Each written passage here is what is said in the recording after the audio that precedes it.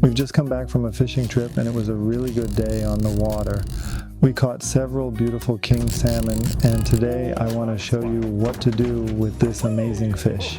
Instead of buying smoked salmon from Costco or the store, we're going to prepare, salt, and cold smoke it ourselves. And trust me, this homemade version will be even better than what you'll find in any magazine or gourmet shop. We have fresh fillets right from the catch, and now we're going to turn them into something truly special. Want to make salmon that tastes better than restaurant smoked fish? Stick around, because I'll show you step by step how to salt and cold smoke salmon at home. By the end, you'll know the exact recipe, the mistakes to avoid, and how to get that perfect smoky flavor every single time. So let's get started. First, we need to prepare the curing mixture. For this recipe, I use about 6.5 pounds of plain rock salt. That equals 3 kilograms. To balance the saltiness and improve the texture, I add 20% sugar. That's about 1 pound and 5 ounces or 600 grams. Sugar helps the fish stay firm while adding a gentle sweetness to the flavor. Without sugar, the salmon can taste too sharp and salty. With too much sugar, the curing doesn't work properly, so 20% is the sweet spot. Mix the salt and sugar very well. If the salt is clumpy, break it apart with a spoon until it's soft and uniform. This way, the cure spreads evenly on the fish. Now it's time to layer the fish. Take a clean food-safe container and sprinkle a generous layer of the cure mixture on the bottom. This will be the base. Place a fresh salmon fillet inside, skin side down. But before this step, make sure the fish has been rinsed and thoroughly dried with paper towels.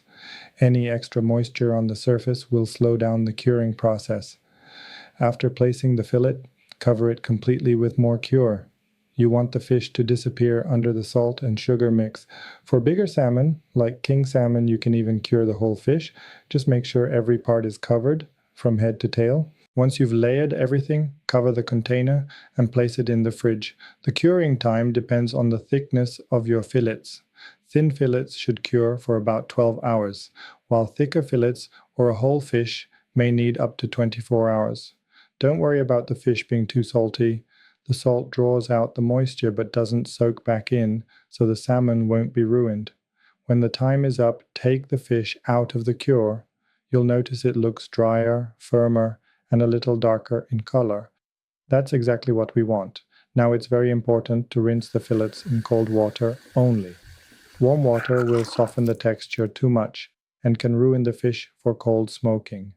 After rinsing, place the fish in fresh cold water to soak for 2 to 3 hours. Change the water a couple of times during this process.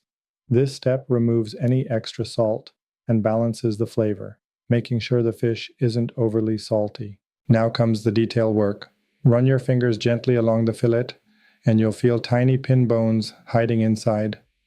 Take a pair of tweezers and pull them out one by one. It takes patience, but it makes a huge difference.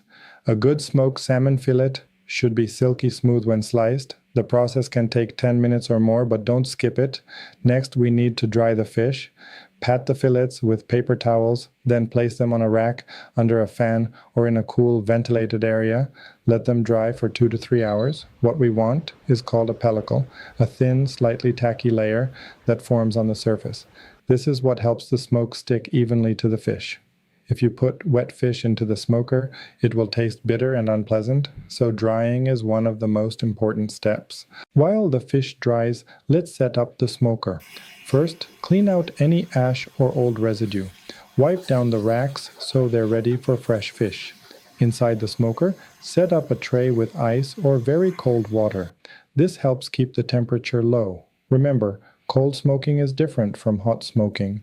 The chamber temperature should stay under 86 degrees Fahrenheit or 30 degrees Celsius, ideally even cooler than that. For fuel, I'm using mesquite pellets today. Mesquite gives salmon a deep, rich aroma. You can also try cherry, apple, or alder, but mesquite is one of my favorites. When the fish is ready, hang the fillets using hooks or tie whole fish with food-safe string. Make sure the pieces don't touch each other. Airflow is critical for even smoking. Once everything is hanging, close the smoker and start generating cold smoke.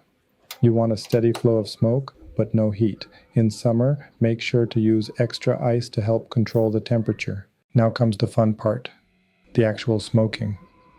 I smoke the salmon for about 1 to 1.5 hours. That's enough for a delicate smoky flavor that enhances the fish without overwhelming it. Too much smoke can make the salmon bitter, but 1 hour to 90 minutes is just right. During smoking, check that the smoke is steady and the temperature remains cool. When the smoking time is finished, remove the salmon. Already you'll see a transformation. The color is deeper, the flesh is firmer, and the aroma is incredible, but don't eat it yet. For the best flavor, let the salmon rest for at least 12 hours in the refrigerator. This allows the smoke to settle evenly through the fillet. If you taste it immediately, the flavor will be uneven. Waiting makes all the difference. After resting, slice the salmon thinly with a sharp knife. Look at that beautiful texture, rich, silky, and firm enough to hold together. The flavor is perfectly balanced. It's salty, but not too much, with a gentle sweetness from the sugar and a clean, smoky finish from the mesquite wood. Honestly, this is better than most smoked salmon you can buy anywhere. There are so many ways to enjoy this. You can serve it on fresh bread with cream cheese, on crackers, or with a cold beer. It makes an amazing topping for sushi rolls or a classic breakfast bagel with onion and capers. And if you've made a large batch, vacuum seal the extra portions. Smoked salmon keeps very well, weeks in the fridge and even longer in the freezer. And here's something to think about. Making smoked salmon at home not only saves money compared to buying it at the store, but it also gives you complete control over the flavor. You decide how much salt, how much smoke, and what wood to use. Every batch can be a little different, and each time you'll learn something new. If you've enjoyed this recipe and you'd like to see more traditional and DIY cooking tutorials, don't forget to subscribe to the channel.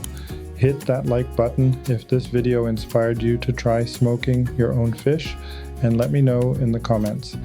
Do you prefer your smoked salmon lightly smoked, or do you enjoy a stronger smoky punch? I'd love to hear your thoughts and see how you make it at home. Thanks so much for watching. Remember, good food takes time and patience, but the results are always worth it. With just a bit of effort, you can turn a fresh catch into one of the most delicious treats in the world. Until next time, enjoy your homemade smoked salmon, and I'll see you in the next video.